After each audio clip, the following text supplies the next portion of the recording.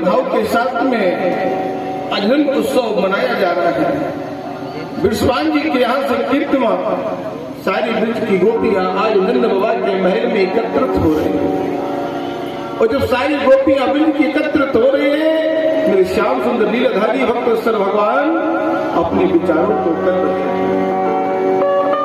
सारे ब्रजवासी ने आकर के कहा, सखी ब्रज में सब ग्वाल करे जय जय, भैया गर्दन में डाल नाचे दे दे के ताल, आज नंद का नसीबा उजाला हुआ, चलो देखे आए नंद घर। अब सारे ब्रजवासी एकत्रित हो रहे हैं। कहा जाता है जुड़ा सारा समाज करो दर्शन तुम आज, सारा समाज जुड़ा हुआ है और कह रहे हैं जुड़ा सारा समाज करो दर्शन तुम आज, सुख नैनों को पहुंचाने वाला हुआ, चलो देखे आए नंदगढ़। आज बड़े सुंदर भाव के साथ में बधाइयां हो रही हैं, बड़ी सुंदर लीला हो रही है। देखो गोकुल की ओर बोले पंछी बनो,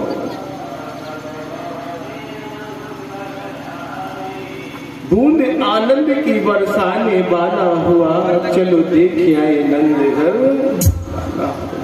आज सारे ब्रजवासी बड़े भाव के साथ में आनंद को कर रहे हैं। पहुंच गए नंद बाबा के महल में। और जब नंद बाबा के महल में सारे ब्रजवासी बैठे हैं, और उन ब्रजवासियों ने किस लीला को किया, ऐसी लीला है उस गोविंद की, ऐसी परमात्मा श्याम सुंदर की। चारों तरफ से ब्रजवासी पूरे महल में एक दो दिन नहीं, पूरे 3 दिन तक उत्सव मनाया जा रहा है। नंद बाबा सब कुछ प्रसन्न होकर के दान कर रहे हैं। हाथी घोड़ा सोना चांदी, जो नौन का हाथ है यशोदा मैया का, वो भी अपनी नंदों को दान में दे दिया। जब ब्रज की आवाज राजा धीराजा भोजराज कंस के कानों में सुनाई दी कि वो ब्रज में उत्पन्न हो गया है, मेरा काल उत्पन्न हो गया, वो काल है मेरा काल उत्पन्न हो गया है। जब ऐसी गूंज ब्रज की जब सुनाई दी राजा धीराजा भोजराज कंस को, तो कंस आज सोने जा रहा और कह रहा है मेरा काल है,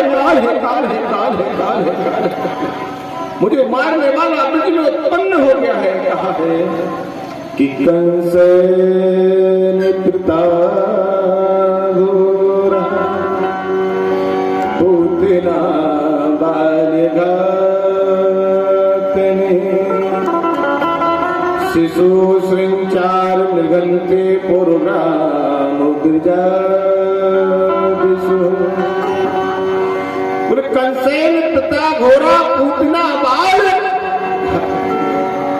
कंस तो अत्याचार कर ही रहा है, दुष्ट है ही, लेकिन जो उसकी बहन है इसका नाम है बकी, और ये बकी भी पूतना जब बनी तो ये बाल घातनी हुई। पूतना जिसके कोई पुत्र ना हो वही पूतना है, और जो छोटे छोटे नन्हे नन्हे सुकुमारों को मार दे वही पूतना। शिशु संचार निघंती पूर्वग्राम गिरजा दिशु, शिशुओं का संचार करने के लिए, मारने के लिए आज ग्राम ग्राम में जा रही है। जो ब्रज है 84 कोस में, और उस 84 कोस के ब्रज में आज पूतना मारने के लिए आदेश दे रही है। कंस के यहाँ एक सेनापति है जिसका नाम है बकासुर, और बकासुर की सगी बहन की इसका सही नाम तो पति है पूतना। लेकिन जब इसके कोई पुत्र नहीं था, राक्षसी स्वभाव की हो गई, जिसके कारण से इसने पुत्रों को मारना प्रारंभ कर दिया, तो इसका नाम पूतना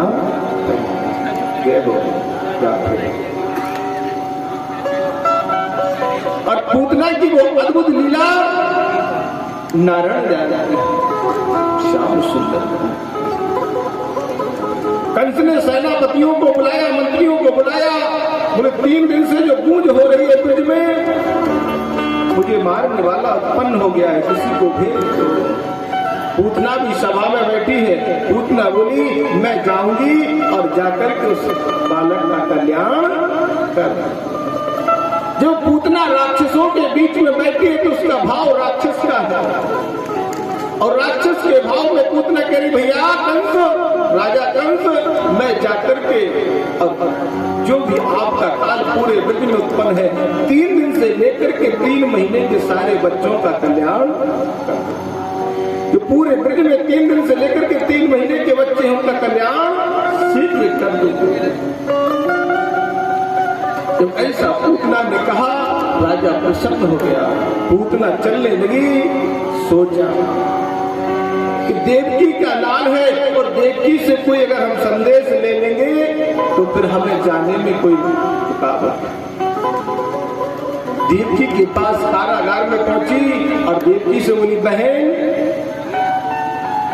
हम ब्रज में जा रहे हैं और अगर ब्रज में आपका बालक मुझे मिलेगा तो मैं उसको कुछ संदेश दे दूंगा, मुझे कुछ संदेश दे दो, मैं संदेश कहती हूँ।